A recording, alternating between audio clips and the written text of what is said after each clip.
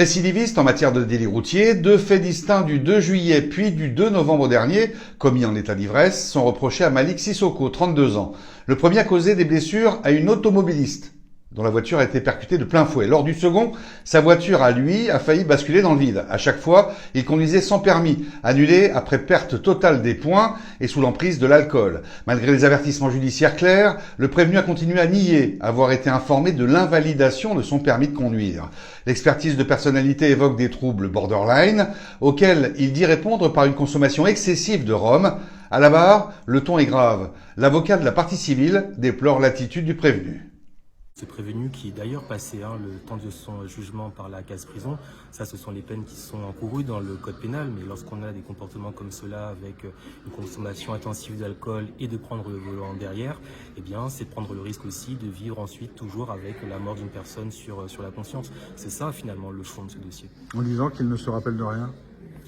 Il y a sans doute une part de vérité parce que les taux d'alcool qu'on retrouve dans ce dossier sont tellement importants qu'il y a sans doute une part de vérité. On a aussi vu un prévenu qui était différent aujourd'hui alors qu'il est à jeun que ce qu'on a vu en procédure, c'est-à-dire quelqu'un de véhément, particulièrement violent, qui tenait des propos totalement incohérents. On a eu aujourd'hui quelqu'un qui était dans son état normal, sauf que ce monsieur dans son état anormal, c'est-à-dire lorsqu'il boit de l'alcool et qu'il consomme, met en danger les autres usagers de la route. Et dit qu'il n'était pas au courant que son permis était invalidé. Ce sont parfois des arguments et des moyens de défense que le tribunal a l'habitude d'entendre et d'écarter. Il y a des aspects administratifs. Il ressortait du dossier que si les décisions lui ont été régulièrement notifiées et qu'il aurait dû être informé, en tout cas que les éléments lui avaient été notifiés à son adresse. La procureure souligne, elle, un contraste saisissant. Lors des accidents, il est décrit comme agressif, véhément, rien à voir avec l'homme calme que nous voyons aujourd'hui sur le banc. C'est bien l'effet de l'alcool. Et le 2 juillet, le prévenu refuse de se soumettre à un contrôle d'alcoolémie, ne soufflant dans l'éthylomètre que le lendemain. On ose imaginer le taux qu'il avait au moment des faits, insiste le ministère public, qui demande 18 mois d'emprisonnement, dont 12 mois avec sursis probatoire, assorti d'une obligation de soins. Une thérapie pour soigner son alcoolisme, c'est précisément ce que réclame également son avocat. C'est un sérieux problème parce que dans ce dossier, un dossier comme ça, il faut identifier deux problématiques. Il y a l'infraction routière qui interpelle tout le monde, surtout par ces temps qui courent.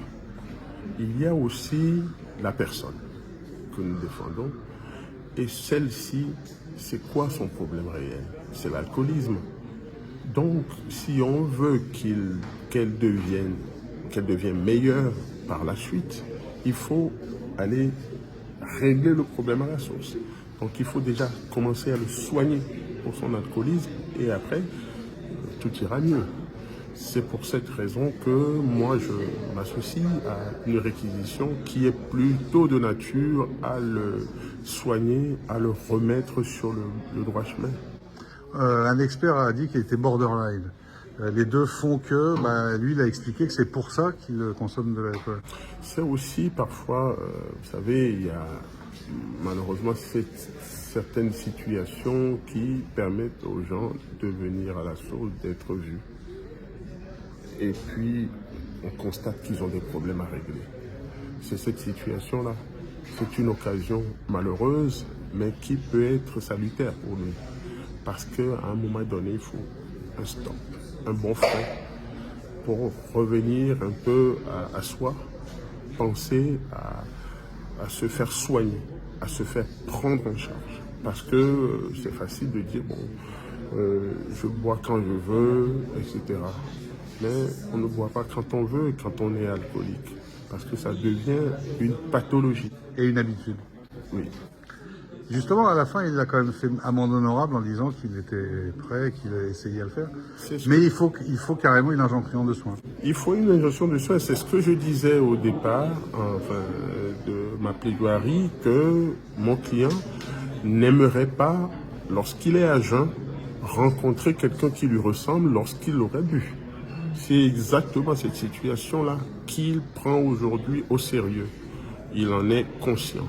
Donc c'est déjà un très bon point parce que quand on est conscient d'une maladie, quand on est conscient d'une situation désastreuse, on peut évoluer. Mais quand on élude la situation, où personne n'en parle réellement, où on fait comme si de rien n'était, on ne peut jamais évoluer face à cette situation-là.